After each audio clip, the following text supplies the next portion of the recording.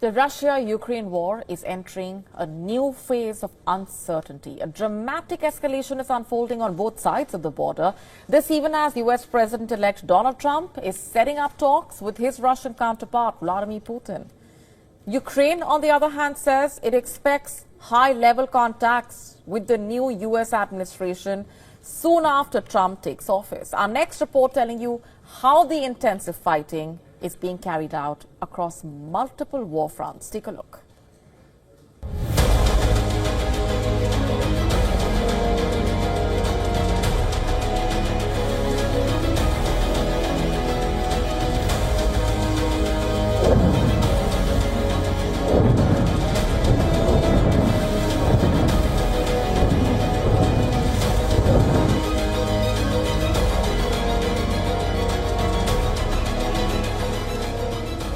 The war is intensifying. Russia and Ukraine are launching no-holds-barred attacks across multiple war fronts.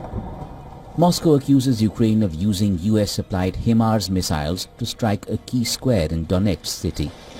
It claims Kyiv deliberately targeted civilian infrastructure that killed at least 3 people and left several injured. It all happened in a split second. We led the people out to a safe location to cut a long story short. I've ushered some customers through the entrance for personnel and others lead to back rooms. All the customers and staff are safe and sound. Everything is okay. Ukraine alleges Russia carried out relentless airstrikes overnight with 72 drones. While 5 Russian drones struck buildings in Chernihiv region, a downed drone fell on a building in the capital city, Kyiv. Russia claims Ukraine has suffered devastating losses, with military airport infrastructure, drone assembly and storage facilities and ammunition depots destroyed over the past 24 hours. US President-elect Donald Trump, who takes office in a week, has set a 100-day deadline to end the Ukraine war. He has openly expressed skepticism about US military and financial support for Kyiv. Trump has criticized President Joe Biden for failing to engage in direct talks with Russian President Vladimir Putin for over 2 years. President Putin wants to meet. He's said that even publicly. And we have to get that war over with. That's a bloody mess. Soldiers are being killed by the millions. I looked at some very graphic pictures yesterday. The soldiers that are being killed, you know, it's a flat field. The only thing that stops a bullet is a body. Russia says Putin is ready for talks with Trump with no prerequisites. Moscow has welcomed Trump's readiness to resolve problems through dialogue, but Trump's hopes for a swift end to conflict are stoking concern in Kyiv. Ukraine fears it will be forced to accept a peace deal on terms favorable to Moscow. President Zelensky is pushing Trump to back his peace through strength proposal. He's seeking NATO protections and concrete Western security guarantees as part of a potential settlement to end the brutal fighting. As the war completes 3 years, all eyes are on whether Trump can seal a ceasefire deal and fulfill his promise of ending the Ukraine conflict sooner than it otherwise would have. Bureau Report, WION, World is One. As tensions between Canada and the United States rise, Ottawa is preparing a range of retaliatory tariffs targeting key American-made goods. According to Canadian newspaper The Global and Mail, Canada is considering imposing tariffs on products such as orange juice, ceramics including toilets and sinks, steel products, glassware and certain plastics. These retaliatory measures aim to apply economic pressure on U.S. industries, particularly those in the states crucial to Trump's political base, such as Florida, home to orange juice production. The Canadian government has not yet finalized the list, but is considering a release soon to alert U.S. businesses of the potential economic fallout. Canada's strategy for retaliatory tariff aims to balance the political impact on U.S. lawmakers with minimal disruption to Canadian consumers. In 2018, Canada strategically targeted products from U.S. districts of key lawmakers to maximize political pressure.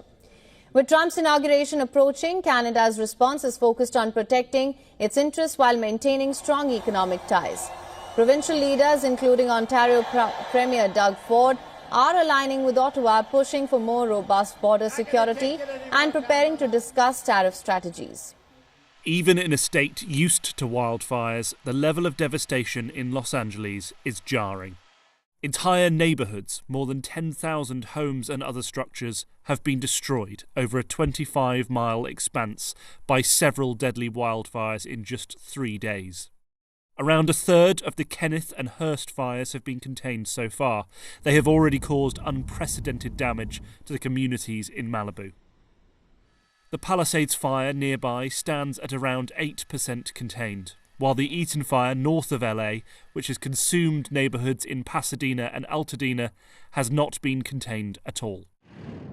In areas of Altadena where fires have been extinguished, some return to their homes to find nothing but smoking rubble.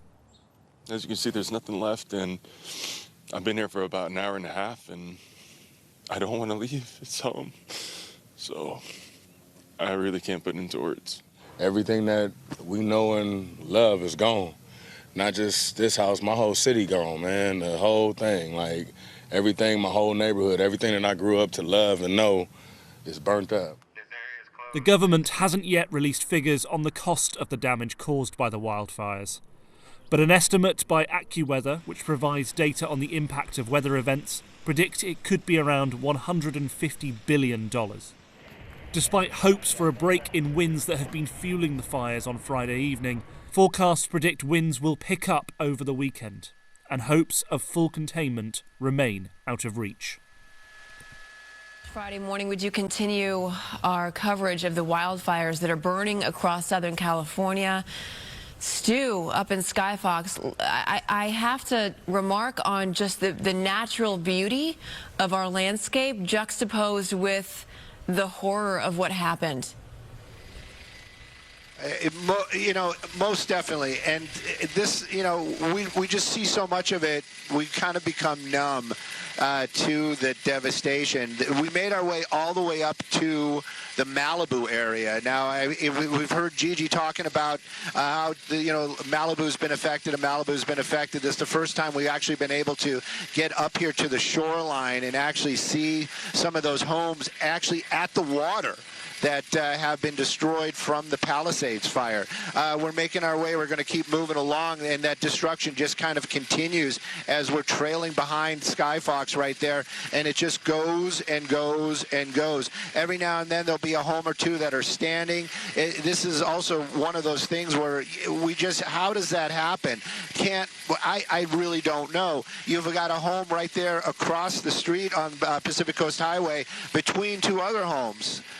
Leveled, gone, but the other homes seem to be fine. Go across the street, 2 of them or 3 of them are good, and then you have a row of just destruction after destruction, and some of Skyfox in the shot, and it just goes and goes and goes. The fire department, they're out here. There's plenty of hot spots as we were just kind of looking around out here, flying the coastline. Every now and then you'll see some smoke up there on a hillside. Firefighters are out there. There's still spot fires that continue up here as well. But this is all the area that's been evacuated. Going to end with one more shot. Again, this one also, I believe, is technically still going to be in the Malibu area. But again, just neighborhood after neighborhood just leveled, and then maybe 1 or 2 houses standing. A shot that we've gotten yet of the destruction there, especially in Malibu. I'm sure that you've done this too, Stu. You drive up and down PCH and you look at all the homes that are right near the water, and you just marvel at how beautiful they all are, and to think now that most of them are gone is unreal. Yeah, definitely. And yeah, and you were talking about that, and there you go. You go across the street and you just, right there, those are the ones that you're talking about. Those are the seaside homes that are off of Malibu, and they're just, all of them just are gone. Just one after another, leveled. And, of course, I'm also kind of wondering, I know this kind of goes down to another different rabbit hole, but, I've heard in the past that they weren't going to allow construction there anymore, and now that these homes are gone, are they never coming back? It's just more questions than answers right now. But you can see how they're total destruction, and then there's a group of homes that are just fine. It doesn't make sense, so much right? of that in all the various communities. Yeah. From here to Altadena, when you look at some of these shots, there's like 1 house or 2 houses, and then The rest are just all gone. Oh my goodness, Stu, thank you. Just joining us. You woke up, you felt it. Quick little sharp jolt. It was a 3.7 magnitude earthquake, about 3 miles off the coast of the city. So I would expect the folks who felt it most, probably the outer Richmond, the outer Sunset, probably the Presidio, certainly probably felt it in the Marina. And then as you get farther north and south from those points, I don't expect you to feel much, but some folks in the East Bay felt it. There you can see that's where the epicenter is, that red dot on your screen off the coast of San Francisco. And where that red dot is, that's basically right above the San Andreas Fault. So that's no surprise that there was an earthquake located there. Of course, a 3.7 typically really doesn't do much in terms of damage. Really just gives you a sharp jolt, and then it's done pretty quickly. And then we'll just wait to see. There's been a couple of aftershocks, a few. All of them have been very minor, less than a magnitude 2.5, which for the most part, anything less than a 3, most people aren't going to feel. And just for your future reference, the feeling of an earthquake can tell you a lot about the strength of the earthquake.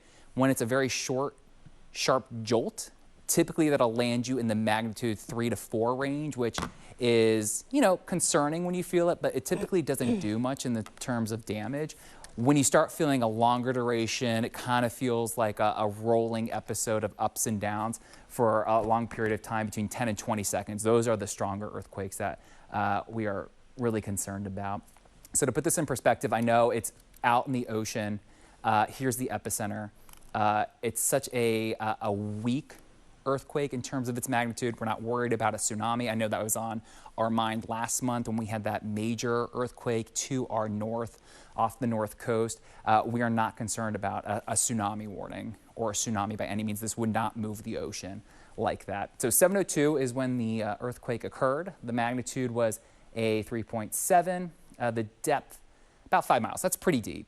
So that's why it's not felt over a very large area. Once the depth gets between, say, 1 or 2 miles below the surface, that's when we start feeling them in a broader area. So for your context, a lot of people, of course, in the city felt this, Daly City, folks in San Bruno, we had folks in Oakland feel this. But I think once you get south of San Mateo, you probably didn't feel this. I'm not getting any reports from anybody in the South Bay. In fact, Amanda's family's in the South Bay. They did not feel it. Gloria's family did hear the earthquake. You kind of see that from time to time. You may hear things shake in your house and you may not feel it. No reports really in the North Bay right now of anybody feeling it. So again, that's what you'd expect, guys, with a magnitude of 3.7 out there.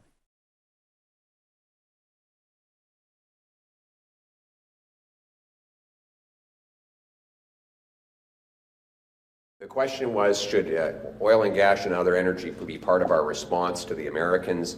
The reality is putting Canadian tariffs on American energy wouldn't do very much because they buy a hell of a lot more oil and gas from us than we do from them. In fact, our entire trade surplus with the Americans is the result of oil and gas.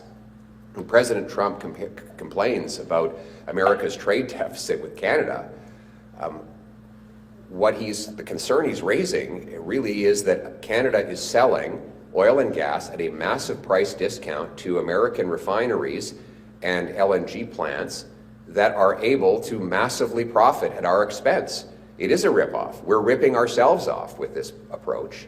Because of fanatical and stupid environmental extremists in the Liberal government and throughout the country, we are forced to sell almost all of our energy exports to the Americans.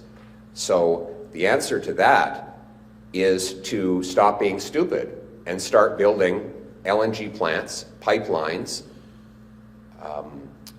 refineries, upgraders, and other energy infrastructures so that we can sell our energy to the world without going through the Americans. That would allow us the independence and the sovereignty that we need to support our economy free from these threats. But I would remind our American friends that they benefit from our affordable, reliable energy, and the alternative is Venezuela, Iran, and other foreign dictatorships. Why would we not want to have a North American energy market that enriches us both? It's quite a significant moment, this trip. Let me show you why. So first of all, we'll start with the kind of big picture. Just how much are we trading with China? This is imports from China. That's exports to China. You can see one is far bigger than the other. And that is why we have a big trade deficit with China. We're not sending half as much stuff over to China than they are to us, literally, in this case. But that's good. That's physical stuff. Now, what about services? And here, actually, the UK has a bit of a comparative advantage. We sell far more in the way of services to China than China does to the UK. And that perhaps is what explains why Rachel Reeves is focusing on financial services. She's bringing some bankers out on the plane with her. Not journalists, it must be said. They didn't want to bring us along with them. But let's just compare this. So that's exports to China with other countries around the world. OK, so we'll put it in the ranking of different countries we export to. There's China, the sixth biggest export destination between France and Belgium. So certainly not nothing.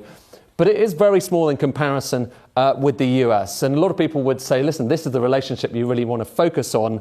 Do you want this one to compromise that one, particularly given who's coming into the White House? But we'll have to wait and see. Worth just saying as well, in the US, that relationship has shifted. It's shifted a lot since the last few times the UK went on these trips to China. The US now has high tariffs on Chinese electric vehicles. So does Canada. India too, Turkey. The EU has high tariffs, not as high, but certainly extra tariffs. In fact, the only developed country, aside from Japan, which doesn't tend to buy much in the way of cars from China, that doesn't have extra tariffs on Chinese electric vehicles is the UK. It's a really significant outlier there, shifting towards China rather than away from them. And that matters because you're seeing the number of cars coming in from China rising. This is the ranking of car imports into the UK by different nations. You can see China down there, relatively low back in 2014. Now fast forward to 2024 and look at that bar going up. It's now the second biggest source of our cars in the UK, China. And that bar is likely to get even higher in the next few years. Why do we know that? Because look at factory capacity. Look at how many cars are being turned out of factories in China versus Europe, North America and Japan. And crucially, look at how much room they have to grow. So this is showing you factory capacity that exists within these areas that hasn't yet been taken up. So basically you could see these bars grow even faster. And right now, there is no other country in the world that is quite as an attractive place to sell your cars, if you're in China, than the UK, because we just don't have those tariffs. All of which says this is going to be a very interesting trip indeed.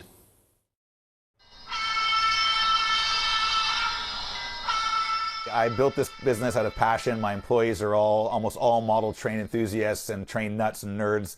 We love trains. We love model trains. Jason Schron has built a booming international business out of his hobby. Rapido Train sells high-end miniature train models. They're designed in Canada, made in China, and sold mostly to customers in the U.S. Because of his supply chain and customer base, Rapido Trains will be right in the middle of a looming tariff war, likely to be brought on by Donald Trump. The biggest challenge for us has been uncertainty. Tens of thousands of Canadian business owners are in the same boat. Schron's strategy for now, first, he'll delay shipments to U.S. customers, hoping that a tit-for-tat trade war will be over quickly. But a Canada-only 25% tariff that lasts more than a few months will be a big problem. We'd have to move our business operations so that we actually import the goods into the U.S. directly from China. And we would have to shift our whole operation to the U.S., which there's a tremendous expense of that, of duplicating costs. Ottawa is making plans to respond to Trump's tariff threats. The federal government has a preliminary list of retaliatory tariffs on things like Florida orange juice, ceramic toilets from Pennsylvania, steel sinks from Michigan. The goal is to hurt American manufacturers in Republican states while minimizing price hikes Canadians would pay. Schron hopes his U.S. customers raise their voices. Our demographics are older white males and a lot of more rural, more traditional communities, and 100% skews Republican. And so, yeah, hopefully somebody has the ear of the White House and of Washington. A tariff, of course, is paid by the importing country, and that's a message that Jason Schron is sending to his U.S. customers that Justin Trudeau was telling all Americans about today. that a trade war with import taxes on both sides of the border hurts everyone. Donna. David Aiken in Ottawa. Thanks, David. Taiwan's Coast Guard has intercepted 4 Chinese Coast Guard vessels operating in restricted waters near Taiwan's outlying Jinmen Islands. 中国海警14608，中国海警14608，这里是中华民国海巡署 PP-100拐山艇呼叫，进入中华民国近限日水域，严重破坏区域和平稳定，影响海上航行安全及交通秩序，请立即转向驶离。 Taiwan dispatched 4 of its own Coast Guard vessels to escort the Chinese ships out of the area after detecting the breach Thursday morning. China routinely sends ships into waters around Taiwan. In the past few minutes, the owner of British Gas, Centrica, says that gas storage levels are concerningly low, with less than a week of gas demand available. It's blaming high demand on freezing temperatures. Temperatures reached as low as -14 degrees last night, the coldest night of the winter so far in the UK. Well, our business presenter, Darren McCaffrey, joins me now. So, Darren, what more did he have to say? Yeah, very good afternoon to you. This is clearly quite concerning, and that's what Centrica is saying, that when it comes to gas, and we are very heavily reliant on gas in this country for our home heating, even for electricity production, that there is less than a week, effectively, as we stand, in storage available to consumers up and down the UK. Why is that? As you've rightly pointed out, it's due to a widespread cold snap across essentially the whole of the UK over the last week or so. But Centrica, who own British Gas, who are the biggest gas suppliers in the country, have issued a statement saying that as of today, UK storage sites are 26% lower than last year's inventory at the same time, leaving them around half full. This means the UK has less than a week of gas demand in storage, and this, is at a time in which there is enormous strain on energy in the UK. We saw this a little earlier on this week when we effectively heard from the National Grid talking about concerns of a strain on the electricity network at peak times between 4 and 7 p.m. Now, in the end, that warning didn't come to heed, if you like, but it is clear that there is a strain, if you like, on our energy at the depths of winter, and it comes when we have seen concerns over the last couple of years, particularly since the war in Ukraine, about the UK's energy resilience in all of this. Now, the UK is transitioning clearly to a green energy agenda. That is at the heart of what the government wants to achieve, but we're still heavily reliant, particularly on gas in this country. And as I say, that is why we're hearing these warnings at the depths of winter, that the current levels are concerningly low. Now, the good news is that we still do have a certain level of storage when it comes to gas in this country. And more importantly, we are expecting this cold snap to come to an end this weekend, with temperatures starting to increase into next week, which should help relieve the system a little.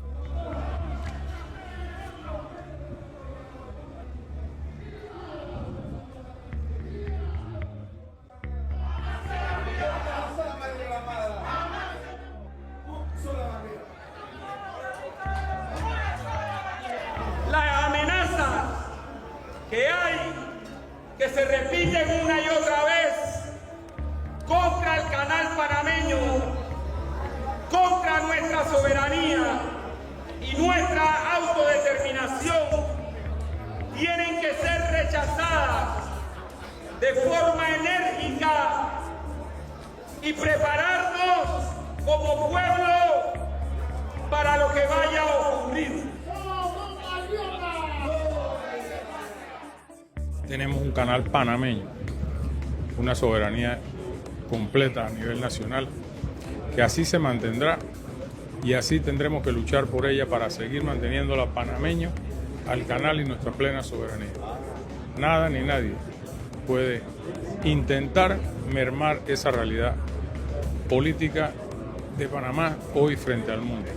Panamá es soberana 100% en su territorio y el canal es y seguirá siendo panameño.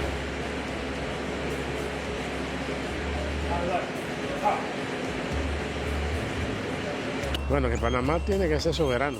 Eso fue lo que dio los tratados. Y el canal es de los panameños. Y aquí nadie debe venir a interrumpir la paz que tenemos acá por nuestro canal. En las brasas y sale un perfume, un aroma porque ese niño es sacerdote, es la oración. Y luego viene el tercer regalo, que va a ser precisamente la mirra, que es un aceite, un perfume. Padre nuestro que estás en el cielo, santificado sea tu nombre. Venga a nosotros tu reino. Hágase tu voluntad en la tierra como en el cielo. Danos hoy nuestro pan de cada día. Perdona nuestras ofensas, como también nosotros perdonamos a los que nos ofenden. No nos dejes caer en la tentación y líbranos del mal. Dios te salve María, llena eres de gracia, el Señor es contigo. Bendita tú eres entre todas las mujeres y bendito es el fruto de tu vientre, Jesús.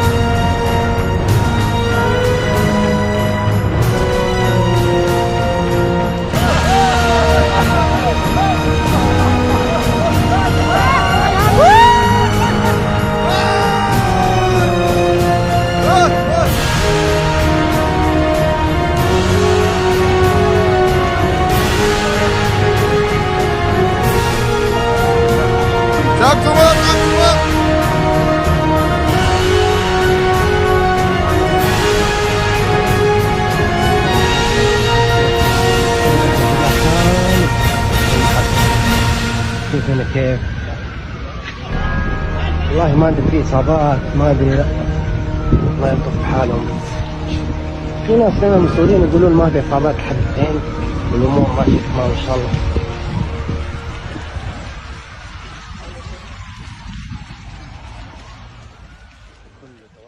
First, our Chief National Correspondent Matt Gutman starts us off on the scene at the Palisades wildfire. Good morning, Matt.